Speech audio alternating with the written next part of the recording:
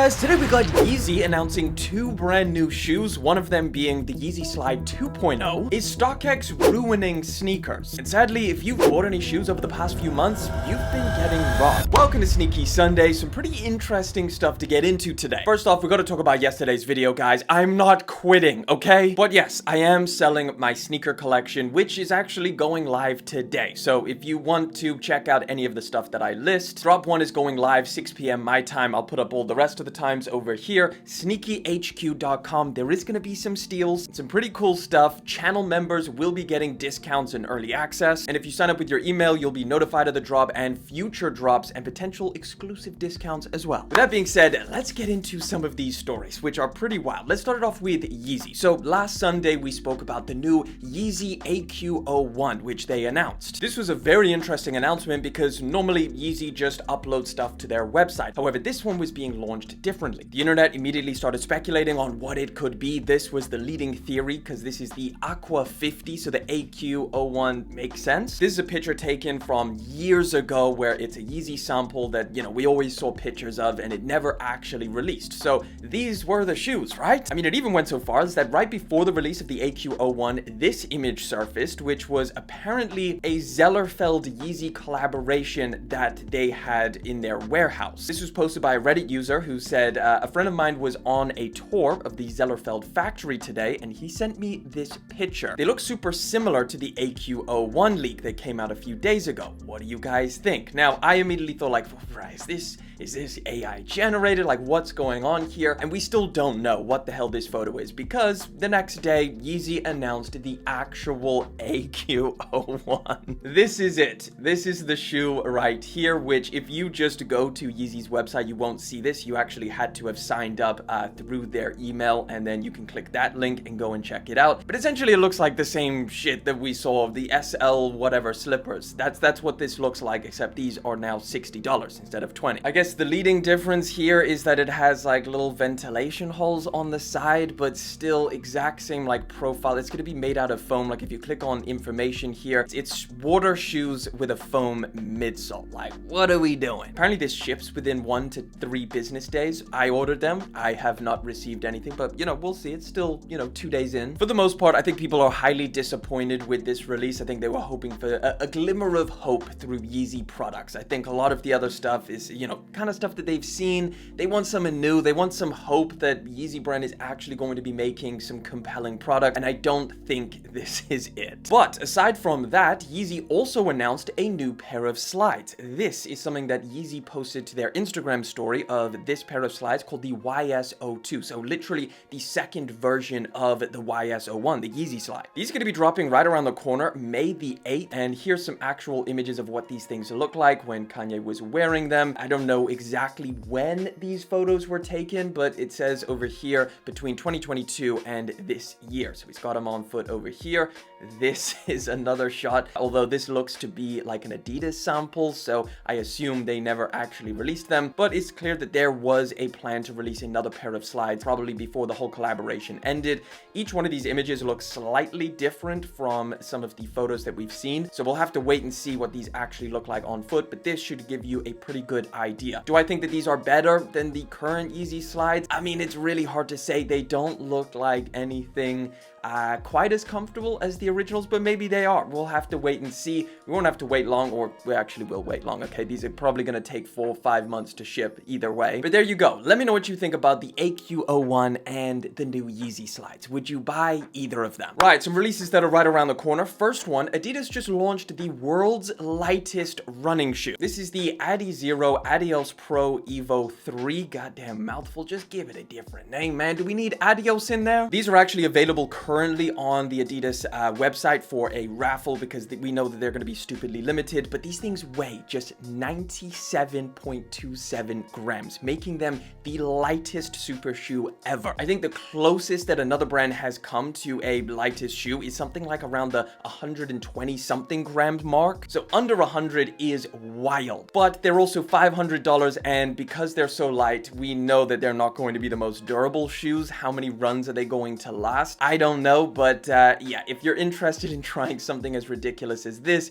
just keep in mind that the raffle is live now, and you're probably not going to get them because they're extremely limited. This one's actually pretty cool, and it's got a lot of people talking. So Nigo is going to be dropping a very interesting pair of Air Forces. So this is the Air Force L02, and it's going to be launching in May, and it's actually going to kind of be a triple collaboration to some degree. So obviously it's a Nike Air Force One, Nigo is involved, but also Yun Takahashi, who is Undercover's founder. Now, why this pair of Air Forces is so interesting is because they're actually introducing a new shape. So it's taking on the 2000s era, the 2001 shape of the Air Force One, which is different to the current ones. Now, there is an entire like whole history behind this pair of shoes, which I highly recommend you read through because it is super interesting. But they are going to be launching right around the corner on May the 2nd. They're also dropping on May the 1st at the Design Museum. Over here, I'll give you their Instagram page. This place, which I think is going to be in store, so it's going to be like super exclusive, but on Human Made and Undercover Lab, they're going to be dropping May the 2nd. Crazy cool pair of shoes, and I think this is kind of the introduction to this new Air Force One shape. So if you like that OG shape on a pair of Forces, they're probably going to do a lot more like this, just regular Nike GR pairs in the future. Speaking of Air Forces, Bape Sta's kind of, you know, similar look. Hidden New York and Bape are going to be dropping a Bape Sta on May the 2nd as well. They just announced a little teaser video. We don't have too much information on this shoe. We have this photo, so we know that they're going to be patent leather, which is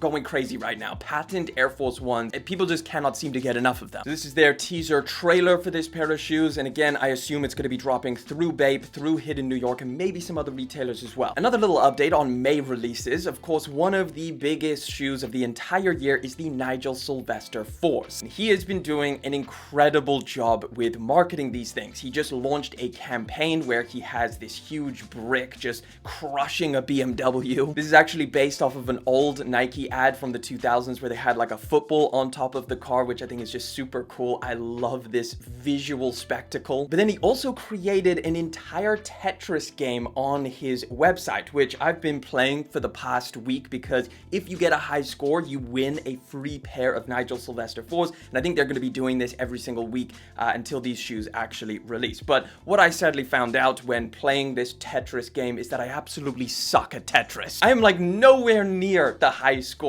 I'm never going to get to that level. But hey, if you're good at Tetris, give it a go, because it's kind of fun. These are supposed to be dropping May the 6th, so right around the corner. And I'm not entirely sure if that's just through Nigel Sylvester's website, that May the 6th release date, and then there'll be a Nike Sneakers app one further down the line. We'll have to wait and see, but that's going to be your first opportunity to actually buy them. May the 1st, you guys out in the US are finally going to be able to get your hands on the viral Chinese New Year jackets. I feel like the trend is already kind of dead at this point, but you know, they released out in China ages ago. People were finding ways to buy them, and then they released in the EU and the UK. People snatched those things up, they sold out, and now they're finally going out to you guys. $130 through the Adidas app, and they're probably going to sell out pretty quickly, because that's exactly what happened with all of the other releases. But hey, if anybody's after these, now you know. This one's super interesting. We just got our first looks from Ja Morant himself of the Ja 4, which looks, well, take a look at them. I think they look sick. So, a huge fan of the Ja 3s. Love those things. I still wear my pair a lot. And this is, I guess, a just more aggressive, futuristic version of that. It also looks like they're probably going to bump the price up on these things, but they're sticking with the theme of writing Ja on the side with the Nike swoosh. So like you could see here, it's a little bit more slanted now, but this is a J and this is an A. There's actually going to be two different versions of the Ja 4. There's going to be a low cut one and then a high top one, which you can see from these like early mock-ups. This is the low top one and this is the high top one, which is interesting to say the least. Almost looks like a sock shoe. Either way, apparently these are going to be $130 to $140. I imagine $140, and then the high top ones are going to be $180. Let me know what you think about these down in the comment section, but all I gotta say is so far this picture, I'm liking these things a lot. Here's another little look at some different colorways. This is the one that we saw from the picture, but you got like a pink pair, you got this black and metallic one, which beautiful. The blue one, and then this icy, like, I guess, navy colorway. Anthony Edwards also debuted his more affordable Believe That sneaker, I guess. They're literally going to be calling it the Believe That one. I think that's a horrendous name. Either way, this is it. It's going to be around $100 or less. It's going to be dropping in June. Plenty of different colorways. Yeah, so exactly $100, and then the kids pairs will be $80. So yeah, he was wearing the white one, but take a look. There's a black one. There's the same like kind of pinkish color that he likes to use. I think it's pretty cool looking. If it's comfortable, I think these could do pretty well, but I'm not a big fan of Dream Strike from Adidas in terms of cushioning, so we'll have to wait and see, but I'll get him in. I'll test him out. Either way, again, like I said, these should be dropping in June. Let me know what you think of the look. Do you prefer these over the AE2s? Speaking of affordable basketball shoes, Nike also, I guess I don't really know what they're doing. They're teasing this shoe. We've seen it for a while. This is the Nike ST Charge, and some players debuted it. However, it's an Asia exclusive, specifically a China exclusive. So it's going to be launching out there on May the 1st, and take a look at these things. They look so freaking cool. It seems to have taken a lot of design elements from the Ja 3s, with like the texturized rubber all over the outside of it. I just think, you know, if you could pick these up for $100, which I think is what they cost in China, man, these are sick. You've got this grippy looking outsole, which, yeah, I wish these do drop globally, because I would not mind picking these things up. Either way, we'll have to wait and see. Maybe Nike decides that the demand is there, and then they release it globally. Oof, how do you feel about this one, guys? We just got our first looks at the Awake New York Jordan 6, and people are rioting in the streets. They hate these things. Take a look. Now, I'm sure there's a lot of people that like them, but I think from what I can gather is people are saying that they don't like the look of these. So you got the hot pink 6s over here, and then you've also got, I guess, the little bit more of like a bluish one with some of the red. This almost looks like a denim pair. It's a little bit hard to see from this shot. You got some shots of somebody wearing them, so you can see them on foot just a little bit. And yeah, I don't know. Let me know what you guys think about these down in the comment section. I'm definitely preferring the 5s to these, if that's just my opinion. Either way, there's going to be a whole collection. So these two shoes, probably a lot of clothing, maybe even a third like friends and family colorway that we haven't seen just yet. But it should all be releasing June 2026, and I'm sure we'll get some better images, but for now, let me know what you think of these down in the comments. We just got fresh new looks at a pretty exciting pair of Nike shoes. At least I've been following all of the leaks, and I really like them. This is what they're calling the Nike First Sight Shadow. So this is the black colorway. Again, it's like a weird kind of slip-on clog posit type thing. A lot of inspiration from the foam posit, but just a little bit wilder. I mean, take a look at some of these images. You've got like weird little pearl things on the side, like little gems. Same thing on the medial side. It just looks like a Yeezy design, if I'm being honest. Like, I know people throw that term around a lot, and usually it's misplaced. They'll say stuff looks like Yeezys when it doesn't at all, but these, I mean, come on. It's a little bit Yeezy coded. I'm not saying Nike's copying them or anything like that. I'm just saying that's just the design language, something that's so crazy futuristic and maybe polarizing a little bit, but either way, I'm here for it. If they're comfortable and affordable, I'm in. Still a while to wait on these. Fall 2026, no exact release date. Small rumor for next year. I know it's a little ways away, but we're going to be getting the laser pack, or two different colorways of the OG lasers. So this is a springtime release, so we're getting this white pair and this black pair. I think some of the leaks that we covered before was just the white pair that was going to be returning, and I also thought it was happening this year, but nope, it is happening next year. And again, I think as far as what I can tell from this article is they should be returning pretty much identical to these. If we get any more information, I'll let you guys know. All right, let's talk about this StockX situation, which is strange, but also very predictable. So StockX just launched this new program where you basically purchase items for resale at its facilities without owning them. So a lot of these articles that are being written seem like pretty positive. It almost gives me like a little bit like, are these paid articles? But essentially what this is that you can now sell on StockX without owning the items. So resales can ship directly to buyers, helping reduce delivery times and move toward a market style trading system. So what essentially this would mean is that you can buy something on StockX, a pair of shoes. You don't have to pay shipping or anything like that. You just hold it there, and then I guess you can sell it in the future without ever having to touch it. Basically what this is is turning sneakers into the stock market and trading assets. Okay, so a few things that immediately come to mind. First of all, I guess for resellers, maybe you like this idea because you don't have to store the shoes and you don't have to pay the shipping fees. It's also something that StockX tried to do with their whole NFT program, if you guys remember that. They were utilizing NFTs to basically introduce trading. Now, there's a lot of people who have a lot of issues with this. I mean, I guess just fundamentally as an idea, bringing something that is like trading and gambling into the sneaker world and making it accessible to a lot of younger, impressionable people. That's one of the main issues that a lot of people are having. But just generally speaking, just more about perpetuating the idea of seeing sneakers as not something you wear and appreciate, but as something that you sell and make money on. And that's all just without talking about the individual problems that could potentially come up. Like, you're buying something you've never physically held. You have to put a lot of trust into StockX's authentication system, which, you know, hasn't been the most spotless resume. How is StockX going to be storing these shoes? Is it in a controlled environment? What happens if StockX has issues? There's a lot of things that could go wrong here, but it is also something that they have been doing with large resellers on their platform for a while now. It's just something that they're now opening up to everyone. I don't know. I'd love to know what you guys think about all of this down in the comment section, but yeah,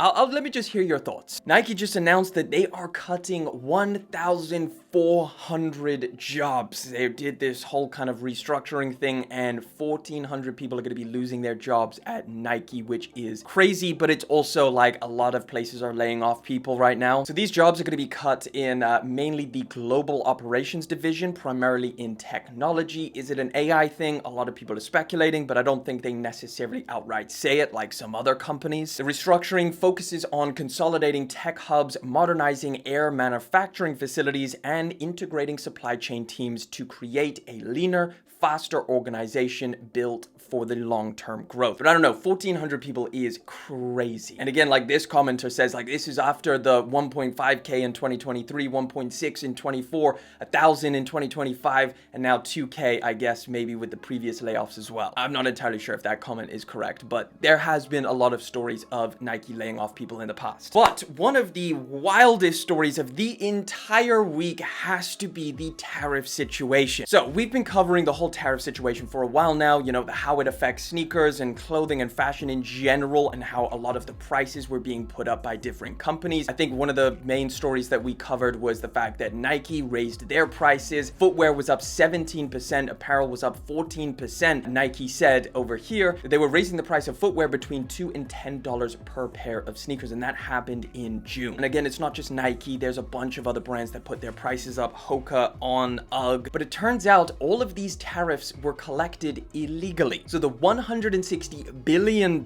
of all of these tariffs that were implemented, the Supreme Court ruled that they were all illegal. Well, now they're actually having to refund all of the companies that paid these tariffs. Essentially, all the companies that rose their prices, the customers actually paid for them, not the companies. But the companies are getting refunded the money, and from what it looks like, people are not going to be getting any of it. So if you've been buying sneakers with these inflated prices or clothing or a lot of other different products, you've essentially been illegally overcharged, but you most likely won't see that money in your life. Now, some consumers are literally filing lawsuits against companies to try and recoup some money. It's just a bit of a crazy situation, and I don't think people are actually going to get it. I think these companies will have all of these refunds, but passing it down to the consumer most likely won't happen. And as we know, when prices of stuff goes up, it very rarely comes back down. Now, obviously, all of this is for you guys out in the US. I don't know how this affected the rest of the world. Were other prices put up globally to cover the cost for US stuff going on from